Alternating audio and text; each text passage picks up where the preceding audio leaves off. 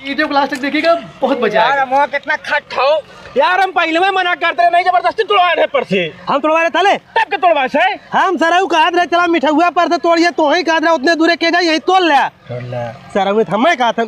अब एक बात याद आई रे, सारे लड़कियां हमने जब आम तोड़त रहे तो हमने आपस में कहिया चला एक गिसुली उड़ाई है, गिसुली जहर उड़ के जाई वारे ओकर बिया होई। सही कहा था, मतलब 3 जनी बिया हो ना भैबा, नहीं बहन का बिया भैबा। चला चला उड़ावा, चला फोड़ ये तो हे मार के सुली निकलिए, हे हमरो निकलिए, बस हमारो निकल रहे हो शुरू करी तब। गिसुली सोनू बिया के हार होई। अरे यार तोहारे हार होई बिया करे सारे हमार बिया बहुत दूर है भाई का रे। हां हे जुगनू हम तो चेक करी, चेक कर गुसली जुगनू बिया किधर होई।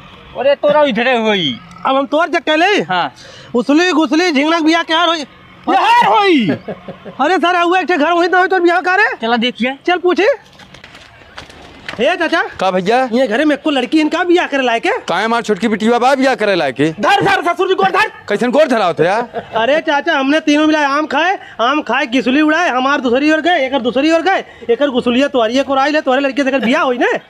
सारा उ लोग गिसुली उड़ा बिया कराए हां बिया कराए आवा आवा।